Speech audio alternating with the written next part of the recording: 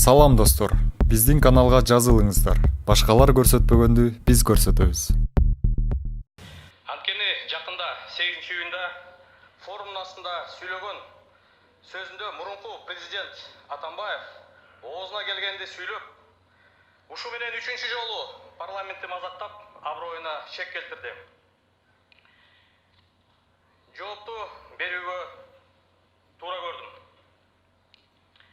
Сөздөрүндөгү калптарын угуп таң калдым. Эки сөзүнүн бири курулай калп. Мен дагы жөн гана сөз кылбай фактылар менен далилдеп кетсем, сөзүн айтып жатат. Мен бийликке келгенде 2010 жылы мугалимдердин айлыгы, медиктердин айлыгы, милиция кызматкерлеринин айлыктары 2000 сомдон болчу дейт. Азыр милициянын айлыктары 15 000 сомго жетти дейт. Чегара кызматкерлеринин айлыктары да 2000 сом болчу деп андан мурунку сөзүндө айтты эле. Атайлап мен билим берүү министрлигине, ички иштер министрлигине, чегара кызматына запросторду бердим. 2010 жылы жана бүгүн айлыктары кандай экен деп. Мына чегара кызматыныкы 2010 жылы офицерлер 12 700 сом алчу. Бүгүнкү күндө 18 000 сом алат. Демек өсүш бир 30% тегерегинде болгон. Билим берүү тармагында ооба оклад өскөнү менен категорияны, эмгек стажын алып койгондон кийин өсүш ашып кетсе, бир 20-25% гана өстү. Бул мына милиция кызматкерлердин айлыктары дагы 15 000 сом, бул жогорку кызматтагылардыкы. Алгачы жаңы иштеп баштагандардыкы тилекке каршы андай эмес. Милиция кызматкерлери да 2010 жылы жок дегенде 4-4,5 000 сом алчу, бүгүнкү күндө бир 6-7 000 сом төмөнкү айлыктары. Демек, бул жалган маалымат. 2010 жылы 13 жылдан 16 жылга чейин Асылбек Кожобеков УКМКнын Ош областы боюнча башкармалыгын жетектеген, 16-18 жылдан кийин Идрис Кадыркулов жетектеген. Булар мага айрым бажы кызматындагы болгон терс көрүнүштөр боюнча маалымат бербей жүргөн экен деп жалган сүйлөп атат. Урматтуу депутаттар, өзүңөр ойлоп көрсөңөр, кайсы областтык деңгээлдеги жетекчилер президентке маалымат берчиле? Эмне жети областтын жетекчиси жетиге кирип алып туруп президентке маалымат бермек беле жума сайын? Бир жумада 3 жолу дейт. Областтын жетекчилери өзүнүн төрагасына берет. Төрагасы ошонун баарын топтоп алып туруп, өзүнүн көздөгөн Абдил Сегизбаев деген адамы анан барып Атамбаев берет. Кокус бир маалыматтар жетпей кала турган болсо, ал өзүнүн көздөгөн кадрын Абдил Сегизбаевди күнөөлөсүн. Бул бир эле чети. Идрис Кадыркулов ушул Сооронбай Шарипович менен экөө иштешип, ушу Райым Матраимовдун иштерин жаап жашырган деген мааниде айтып атат. Эми карап көрөлү күндөрүн. 16 жылы Идрис Кадыркулов Ош областына, областык УКМКнын башкармалыгына жетекчиге дайындалганда Сооронбай Шарипович премьер-министр болгон экен. Райым Матраимов республикалык бажы кызматына төраганын орун басары болуп дайындалган. Демек, бул жагы да жалган болуп чыгып атат. Андан тышкары ар бир областта АКС бөлүмдөрү бар. АКСтин бөлүмдөрү эч убакта облустук жетекчиге баш ийген эмес. Алар түздөн-түз АКСке баш ийет. Демек, АКСте дагы Дүйшөн Чоткараев деген Атамбаевдин жакын адамы болгон. Демек, түздөн-түз маалымат алганга Атамбаевда толук мүмкүнчүлүк бар эле. АКСте бир учурда Улан Исраилов жана Дүйшөн Чоткараев башкарган, аны баарыбыз жакшы билебиз. Кайсы губернатор бажы кызматына таасири бар эле? Мына мен дагы 2 жылга жакын губернатор болуп иштедим. Чүй областында бажы кызматынын жетекчиси ким экенин да билген жокмун. Бир дагы жолу биздин жыйынга келип катышкан жок. Аны мамлекеттик кызмат боюнча түшүнүгү бар адамдар жакшы билет. Мультимиллионер болчумун дейт. Эки сөздүн бири эле. Мультимиллионер болсо 2010 жылы биздин кесиптешибизден 700-800 000 сом карыз калып эмнеге шайлоого катышат? 2011 жылы башка кесиптешибизден президенттик шайлоого 500 000 алды деп жалпы элибизге ал маалымат тарады. 500 мың сом, 500 мың доллар алған, қайранан кейін қайтып бердік деп. Өзі айтып отады, ал естешісі айтып жүреді. Ал бардық елге маалымат ашып. Ана дегенде чын эле мультимиллионер болса, башкалардан қарсы қалып не қажеті бар? Бұл эки мисалдан тышкары дагы 10 чакты ири кыргыздын ишкерлери бүгүнкү күндө биз дагы шайлоого айла жоктуктан, бизди мажбурлагандан биз акча каржылаганбыз деп маалымат бергенге даяр. Билебиз, алгачкы капиталды кантип курган. Дайым айтып жүрөт. Мен китеп басып, вагон-вагондоп Россияга китеп ташыгам. Мен Мерседесмен жүргөндө Кыргыз Республикасынын президенти Volvo тээп жүрчү дейт. Аны да иликтеп көрдүк. Чыңгыз Төрөкулович Айтматовдун арты менен ушу Литфондго жетекчи болгон экен. Бул жазуучулар кеңешинин астындагы ушул жазуучуларды колдой турган бир уюм. Ошого жетекчи болуп, башында китептерди ушу форум деп турат. Акырындык менен өзү рейдерсдик жол менен бул бизнеске кире баштаган да. Дагы бир 2 жылдан кийин карасак, Литфонд умтулуп мамлекетти дагы четте калтырып, өз кызыкчылыгына пайдаланган. Бүгүнкү күнгө чейин ошол завод фабрикаларды сатып, жерин жердей, ишкана эмелерин, имараттарын бузуп пайдаланып келатат. Бир дагы кошумча жумуш орну ачылган жок, тескеринче 10 миң деген адам иштеген заводдун баары жабылып, четинен кыйрап келатат. Болбосо айтпайбы, мына бул ишканама мынча салып төлөп атат, мынча жумуш уюштурдук деп. Эгебейсиз байлыкты карап көрсөк, 10 жылдан бери эле пайда болгон экен бул кишинин колунда. Туркияда баланча миллиард долларын бар эле, миллион долларын бар эле дейт. Андай бар боло турган болсо, банк эсептерин көрсөтпөйбү? Кыргызстанга кайсы учурда, кайсы мезгилде, кайсы банк аркылуу, кайсы эсебине түшкөнүн декларацияны карадып, анын бири жок. Жөнөкөй эле сөзүнө да бир калп айтып атат. Мына айтып атат. Сапар Исаков менен Кубанычбек Кулматов бир күндө камалды дейт. Демек, алар башка бир иштин арты менен камалып атат дейт. Атайын карап көрдүк. 18-майда Кубанычбек Кулматов камалган экен. 15-июнда Сапар Исаков камалган экен. Ушу жөнөкөй жерден да калп айтып, bundan да бир упай топтоо көздөп атат да. Жарым сааттык эле сөзүндө Атамбаев ушунча жалган сөздү сүйлөдү. Бирок бир сөзүндө толук кошулам. Кыргызстан колхоз эмес. Кыргыз эли кой эмес. Атамбаевдин калп сүйлөй турганын баарына биз ишене бере тургандай. Жалган сөздөрү бул өз абири. Буну эл баасын берет, жана Кудай Таалам эртелип кечпи Кудай Тааламдын астына жооп берет. Мен экинчи бөлүктө ушу мамлекетке келтирген зыяны боюнча, мыйзамдарды бузуу боюнча президенттик мөөнөтүндө токтолуп кетсем.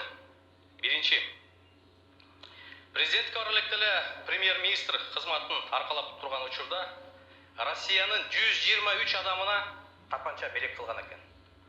Ооба, президентте, өкмөт башчы да, жогорку кеңештин төрагасында Кыргыз мамлекетине, Кыргыз элине чоң салым кошкон адамдарга тапанча, курал белек кылганга укугу бар. Бирок бул 123 адамдын 99% Кыргызстанга басып да келбеген адамдар. Бир тыйын жардам берген эмес. Андан тышкары арасында уюшулган кылмыштык топтун мүчөлөрү да бар экен. Аны Крабовый король деп коет. Ойусту бүтүрүп алайын. Өчүрбөгүлө жыйынтык болсун. Крабовый король деп интернет булактарына чыкты. Үйлөсү менен ушул Атамбаев премьер-министр учурунда белек алынган тапанчалар менен кармалды Россияда. Бүгүнкү күндө салып жашап аткан Кой Таштагы үйүнүн жер тилкеси боюнча мен башкы прокуратурага кайрылгам.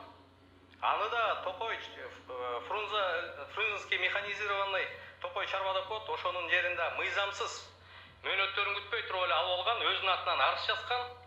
Мен расмий түрдө башкы прокуратурага кайрылгам, бирок тилекке каршы дагы эле жарым жыл болду, жооп жок.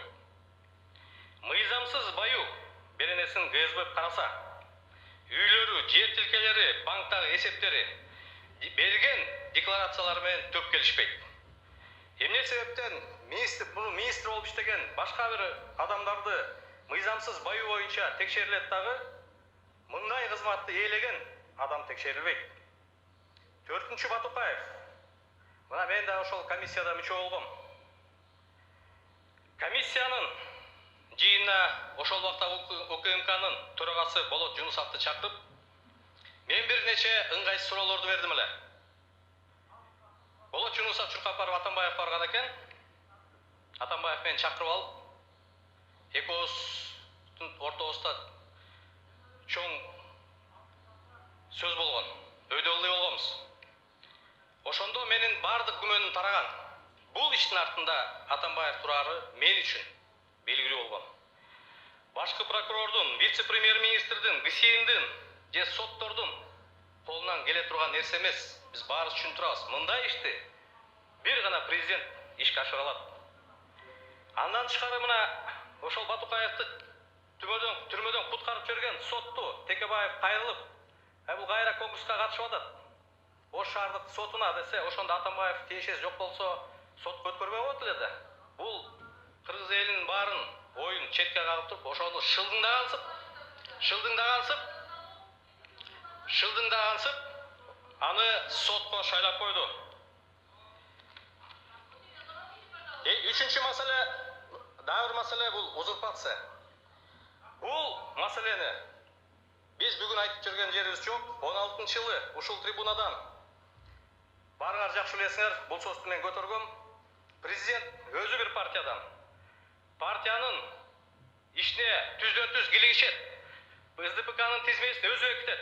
Жогорку кеңештеги тизме эмес, Бишкек шаардык кеңештин тизмесинде өзү бекитчү. Аны барыңар жакшы билесиңер. Демек, Конституциядагы так жазылган беренени бул одоно бузуп жатканы. Премьер-министр Сапар Исаков СДПКнын саясий кеңеши мүчөсү болчу. Жогорку кеңештин төрагасы Чыныбаев саясий кеңештин мүчөсү болчу. Министрлер, өз алчы башкаруу органдарынын жетекчилери Албек Ибраимов, кеңеш Кубанычбек Кулматов, булар да СДПК кеңешинин саясий мүчөсүнүн СДПК партиясынын саясий кеңешинин мүчөлөрү болгон. Сот органдарынын баары Атамбаев айткандай иш жүргүзүп калган. Аны мына Иса Шенкулов жакшы билет. Иса Шенкуловду аттаган сотту чакырып алып сөккөнгө чейин барган. Манас Арабаевди айтабыз, Манас Арабаев Атамбаев берген укуктун гана үстүндө иш алып барган. Ал болгон аткаруучу бардык ишти ошол учурда президент Атамбаев жүргүзгөн. Бул бийлик бутактары, бийлик бутактарынан тышкары Ирина Юрьевна, мы и в то время это говорили. Не хотели слышать. Siz айтып бериңиз. Бийлик бутактардын баарын өз кызыкчылыгына иштеткенден тышкары, бул жалпыга массалык маалымат каражаттарын кошо таасир этип, ал Атамбаев ойлогондой, жазгандай деп иш аракет жүргүзгөн. Анын далили мына: Канат Азиз, Орунбеков, Маслова, Тактакунов, Наранаев, Аспеков, Алканова, Ушаков, Аманбаева, Заноза, Зулпукаров, Азаттык баарын сотторго берип, чоң доо арыздарга жыккан. Керек болсо уюшулган кылмыштык топторду дагы топторго да таасир эткенге аракет кылган. Мына Эркин Мамиталиев канча деген жылга соттолгон адамды кайра алып келип, жогорку соттун чечимине карабай кайра чыгарып, бийлетип, эмне деген хан сарайларды, пансионаттарды урду. Башка уюшулганды Алмаз Бокшовдун уюшулган кылмыштык топтун мүчөсүн алып келип туруп, СДПК тизмеси менен депутат кылды. Мен айтайын дегеним, коррупциялык көрүнүштөр, узурпация көрүнүшү Атамбаевдин кыймыл аракеттеринде өтө көп болгон. Аткаруу бийликке да түздөн тыш киришкен. Ошол эле Бишкек ЖЭП боюнча өзүнүн визасы турат. Кандай чал өкмөттүн ишине киришет. Ошол эле түндүк түштүк альтернативный жолду мен ишке ашыргам дейт. ЖЭПти да мен ишке ашыргам деп расмий түрдө айтпады. Датка Кемин боюнча мен ишке ашыргам дейт. Жогорку Нарын каскадын анын бүт иштер кандай болгонун, мамлекетке канча зыян келтирилгенин, канча мамлекетке карыз болуп элибиздин моюна илингенин аны баарыбыз жакшы билебиз. Президенттен Сооронбай Шариповичтен адаштым деп кайра-кайра көп жолу айтты. ооба, мен да Атамбаевка кошулам. Өтө чоң адашты. Президент Сооронбай Шарипович кол ала алат деп ойлогон. Өзүм билгендей башкарам. Коррупциялык иштердин ачууга жол бербейм деп ойлогон. Бирок Кудайга шүгүр, Сооронбай Шарипович элдин, мамлекеттин кызыкчылыгын, Атамбаевдин кызыкчылыгын өйлөп коюп туруп, чечкиндүү адамдарга барып, коррупциялык иштердин баарын ачыкка чыгарып атат. Бүгүн да ошондой болуп атат деп кээ бирлер айтып атат, бирок бир эле мисал келтирейин. Мына Жогорку Кеңештин төрагасы Дастан Арсбекович Кыргызстан партиясынын мүчөсү, вице-премьерлер Алтынай Сейитбековна Раш партиясынын мүчөсү, башка вице-премьер Аскаров Бирбол партиясынын мүчөсү, президенттин аппарат жетекчиси Досалак Паралевич Бирбол партиясынын мүчөсү, өзгөчө кырдаал министри мына Бирбол партиясына тиешелүү, айыл чарба министри, Энерго холдинг. Демек, бүгүн чынында коалициялык өкмөт түзүлүп, тең салмактуулук бийликтердин арасында болуп келатат десек жаңылышпайбыз. Жанагы заводдорду кыйратып, талкалап, жердей, имараттай сатып башкарганда өзүнүн менчигин, мамлекетти да ошондой башкарды. Элди эки бөлдү, өзүнүн партия, башка партия деп. Бардыгын эки-экиден уруштуруп, интриганын башы менен канча деген адамдын убалына калды. Эч бир мамлекеттик кызматта иштебеген адамдарды жогорку кызматтарга алып келди. 23 жыл физкультурный институтты бүтүрө албаган жан сакчысын алып барып УКМКга жетекчилерин биригин кылды. Журналист Абдел Сегизбаевди 5 мүнөттө УКМКда иштеген адамды алып барып туруп, генерал 30-40 жыл иштеген генералдардын үстүнө бийлетип койду. Экинчи жан сакчысын Улан Исраиловду ички иштер министрлигине жетекчи кылды. Бул күч органдардын жетекчисин айтсак, ал эми өзүнүн айдоочусун Икрам Эмилияновду жалпы мамлекет ишти башкартып койду. Аны баарыбыз жакшы билебиз. Кабылдамасына эмне деген башкы прокурордон баштап министрлерге чейин кезек күтүп отурушчу. Эми иштеп атканда мамлекетке ушундай зыян келтирип, аброюн түшүрүп мамлекет кызматтын аз келгенси эми кеткенде дагы жөн жатпай, Жогорку Кеңешке жанагындай ыплас сөздөр менен сын айтат. Ооба, Жогорку Кеңеште ошондой болсун деп бул адамдын аракети күч болгон. Жогорку Кеңеште каяш айтып өз ою бар адамдардын баарына иш козгоп, четинен каматты. Алмамбет Шыкмаматовго, Талант Мамытовго, Текебаев Өрмек Ширкешке, Жапаров Садыр Нургожоевго, Ташиевго, Саляновго, Келдибековго, Тулеевго, Исаевго. Демек, бул максаты ушу Жогорку Кеңеш дагы мен башкарсам жатып алып үйүмө, президент дагы кол ала болот, өкмөт дагы мен айткандай иш жүргүзөт деген. Кудайга шүгүр, андай болгон жок. Мен ойлойм, Жогорку Кеңеш өз баасын бунун кыймыл аракеттерине сөз түрдө бериш керек. Бул адам жөн гана мамлекеттик кызматтарга доо кетирбей, бул 7 апрелде каза болгон 90 баланын дагы убалына калган адам. Анткени ошондо Бакиев менен кызматташа коюп, премьер-министр болуп, Бакиевке каршы чыккан элдерди барып ошол убакта оппозицияны талкалабай турган болсо, балким Бакиевде монстр болмок эмес, ошол 90 бала да балким өлмөк эместир. Бакиевден орден алып, Бакиев жакшы адам экен, ал менен иштешсек болот экен деп жүрбөдү эле мезгилинде. Бүгүн эми болсо, бирден болсо эле бул Бакиевдин кишиси, бул Акаевдин кишиси дейт. Өз сөзүндө айтты, мен да буну өз гана сөзүн айтып атам. Өзбекстандын президенти Мирзиёевке чоң рахмат дейт. Мен 20-30 жылдан бери таппай жүргөн бир тууганымды таап берди дейт. Бул кандай бир тууган? 20 жылдан бери катышпаса. Атамбаевдин дагы эле көңүл калбай жүргөн адамдарга кайрылып кетет элем. Бул менин сөз эмес, бул хадистеги сөз. Бир тууган менен кол түшкөн адамдан алыс бол деген. Бир тууганына жакшылык кылбаган адам кыргыз элине жакшылык кылабы? Же башка адамга жакшылык кылабы? Ошол себептен башкы прокуратура, ГСБ, Ички иштер министрлиги тиешелүү ишти алып барбай жатса, Жогорку Кеңеш мен ойлойм демилген өз колуна алып, мурунку президент Атамбаевка тиешелүү баа бериш керек. Рахмат. Рахмат, Гедеканович. Анда кийинки сөз Мамутов Талан Турду Мамутовичте фракциянын убактысын чечип бергенбиз, урматтуу депутаттар.